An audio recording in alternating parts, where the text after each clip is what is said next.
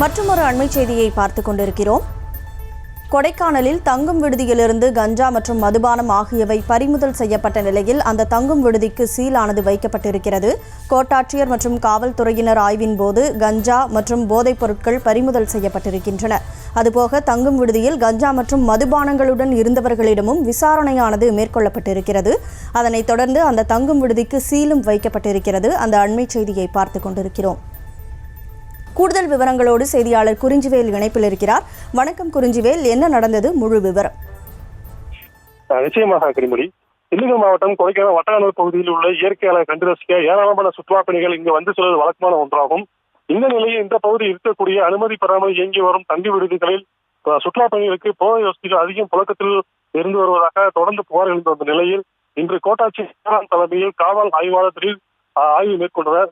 இதில் இந்த பகுதியில் இருக்கும் தங்கும் விடுதிகளில் சோதனை செய்த போது இதே பகுதியைச் சேர்ந்த பாலா என்ற ஒரு தங்கும் விடுதியில் கஞ்சா மற்றும் போதை மாத்திரைகள் ஆகியவை வைத்திருந்தது தெரிய வந்தது. மேலும் அங்கே பாட்டில்களும் அங்கே தங்கும் விடுதி இருந்ததும் தெரிய வந்தது. இதில் தங்கியிருந்த சென்னையை சேர்ந்த 12 இளைஞர்கள் மற்றும் பெங்களூரை சேர்ந்த 6 இளைஞர்கள் என மொத்தம் 18 பேரை காவல்துறை விசாரணைக்கு காவல் நிலையத்தில். மேலும் அனுமதி இருந்த 2 தங்கும் விடுதிகளுக்கு நகராட்சி அதிகாரிகள் பூட்டி சீல் வைத்துள்ளனர். தொடர்ந்து இந்த விடுதியின் உரிமையாளர் பாலா மீது வழக்கு பதிவு செய்து காவல்துறையினர் விசாரணை மேற்கொண்டு வருகின்றனர். தொடர்ந்து இதுபோல சுற்றுலா பயணிகளுக்கு போதை வசதிகள் வழங்கினால் கடுமையான நடவடிக்கை எடுக்கப்படும் அதிகாரிகள் தெரிவித்து சென்றுள்ளனர். இந்த பகுதியில் சோதனையில் காவல்துறையினர், நகராட்சி அதிகாரிகள், சுற்றுலா அதிகாரிகள், வருவாய் அதிகாரிகள், அரசு அதிகாரிகள் இந்த சோதனையில் இருந்தது குறிப்பிடத்தக்கது. கனிமொழி,